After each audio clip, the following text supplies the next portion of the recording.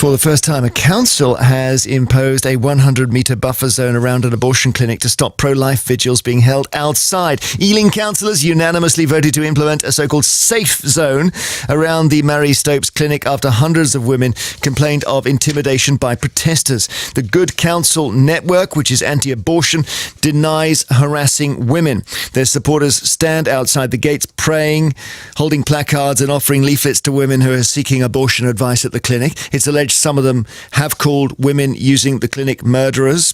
What do you make of this decision by Ealing Council? Maybe you're relieved that pro-life campaigners are going to have to hold their vigils further away from the clinic. Or perhaps you think it's a shame they can no longer approach women directly and talk to them as they are making such an important decision. Do call us 08000 288 291, email vine@bbc.co.uk. So I'm joined now in the studio by Anna Veglio White, who's founder of Sister Supporter, which has campaigned against the religious vigils for the last 2.5 years, and also by Clare McCullough from the Good Counsel Network, which holds the vigils outside the clinic. So Clare, can I start with you? Your organisation has been accused of harassing women. What do you actually do? We will have a couple of people back from the clinic praying because we don't agree with abortion in any circumstances, and we do make that witness, but that's away from where the women are entering, and one person offering a leaflet to women going in, which details help and support that's available to women.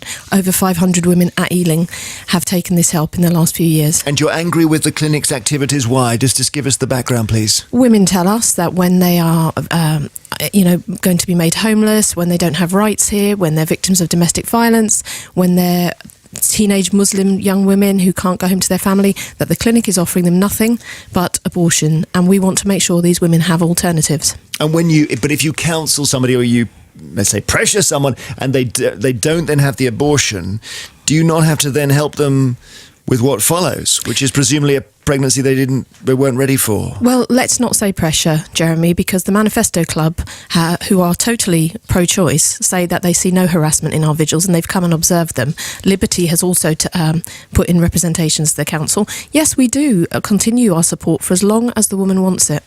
Okay, well, let's just cross, if we can, to Anna Veglio White, who's founder of Sister Supporter. Is that an accurate account, first of all? Absolutely not. I mean, we wouldn't have got to this point where the council voted unanimously for a public spaces protection order if there wasn't unsubstantiated evidence that harassment was taking place. Of the public consultation that they ran, over 80% of residents themselves said they have witnessed harassing behaviour, women being followed. You know, there are 2 pavement counsellors standing directly at the point of access. Women have no choice but to shuffle past them. Women are called murderers. They're asked to pick a rosary, pink or blue, for their baby. On the way out of the clinic, they're told they should pray so that they don't end up back here and that they should change their lifestyle. Is that right, Claire? Well, it's a mangled version of the truth and a load of made-up junk, actually. But what about the rosary?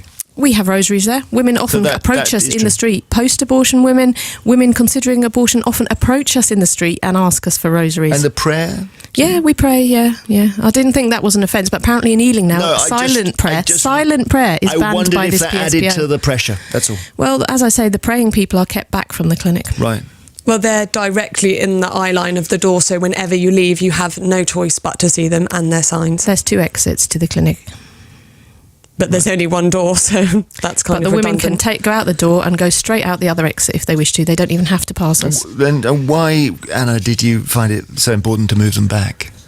Because then it allows women the choice to speak to them or not. You know, in this day and age, I think it's unacceptable for strangers to be able to approach people accessing legal healthcare in an attempt to coerce them out of something to comply with their religious agenda.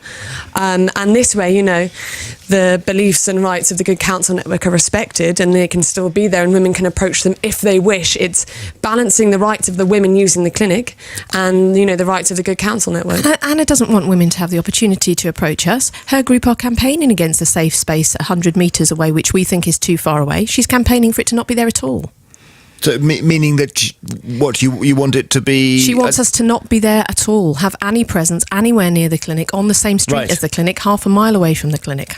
But nobody wants you to. You can still have your services. You can still have your voice across media. You just cannot stand at the clinics harassing people. But you've said we can't stand anywhere, Anna. You're saying it's just can stand displacement. outside the safe zone. But you don't want us to stand in the safe zone, and you've just said you want women to have that choice a bit further away. But now you don't want them to. Well, have let's it say a bit for the further sake of away argument, either. she wants them to be 110 yards back. Let's say what's the argument against that? Well, the 500 women that we've helped, and some of them were at the council last night, being shouted down in the rally outside the council by Sister Supporter when they gave their testimonies, have told us that if we had been 100 metres away, they wouldn't have their children today. And we have got a comment from Elena De Gerio, who was persuaded not to have an abortion by your campaigners.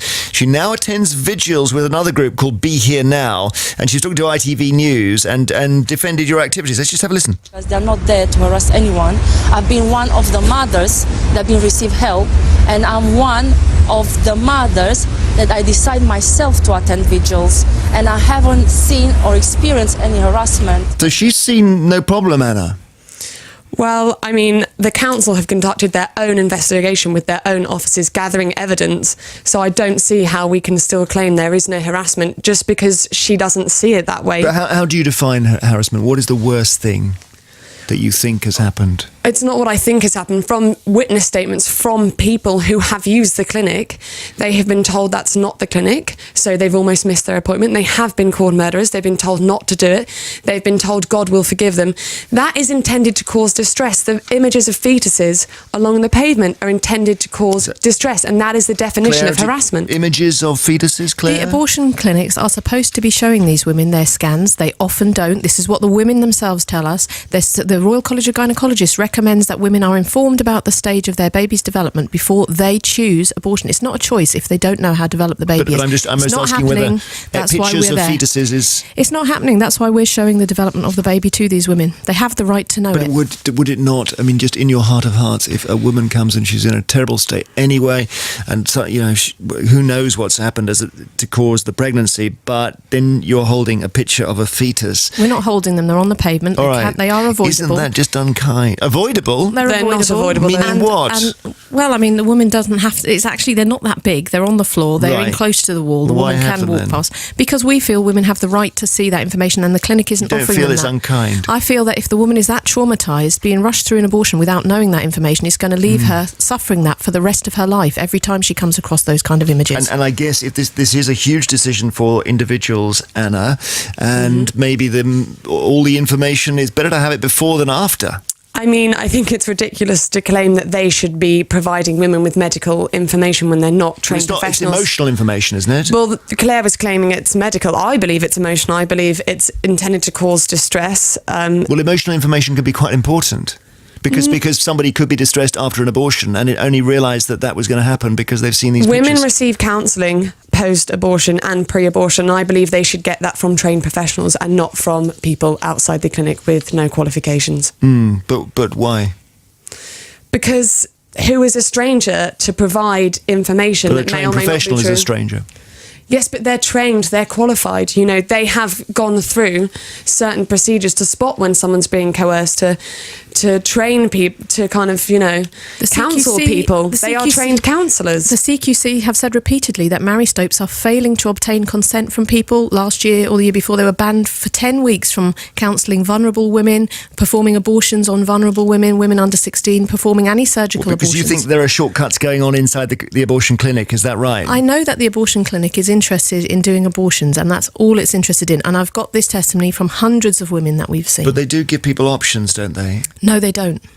John Hanson-Bravetti from Mary Stopes in Ealing can respond to that because he told the BBC about some of the harassment that patients have experienced. As our patients try to enter the clinic, they're having to walk directly past somebody who's calling the murderer, saying, "Mummy, don't kill me, please. You'll be haunted by the ghost of your fetus," throwing holy water at them, shoving rosaries at them, giving them leaflets with medical misinformation.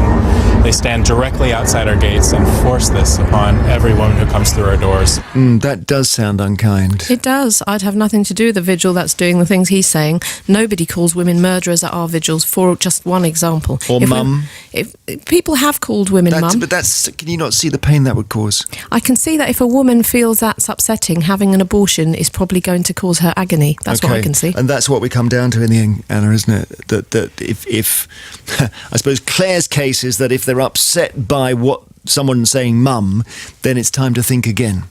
I think that's absolutely ridiculous. Claire doesn't know any of the reasons why people are using that clinic, and I think it's fair to say when you're going through a personal decision, someone calling you mum is going to cause distress. It doesn't mean that's the wrong decision. It's just that's not something that you should have to hear when you're walking into an abortion clinic. Well, I don't think anyone has the right to do that. Thank you very much indeed, both of you. Clare McCullough from the Good Counsel Network, which holds the vigils, or has. You'll be moving back now, will you? Not just yet. We'll be fighting this in every legal way possible. But so in the meantime, you're going to be right up against the Today front door? it's still legal for us to be there. We're not right up against the front door. Yes, but you're not far. How far are you? One person close to the gate, Okay. offering a leaflet, only. No, that's not true. There's one at each gate directly in front of it. That's just not true. It's We occasionally... have photographs. There are more people there. Our vigils during the week, there is one person at the gate. Occasionally there might be a second person at the other gate. They're not in our vigils, but, we're not blocking the gateways. Anna Veglio White as well, you heard, founder of Sister Supporter, which campaigned against the anti-abortion vigils. There we go. Thank you.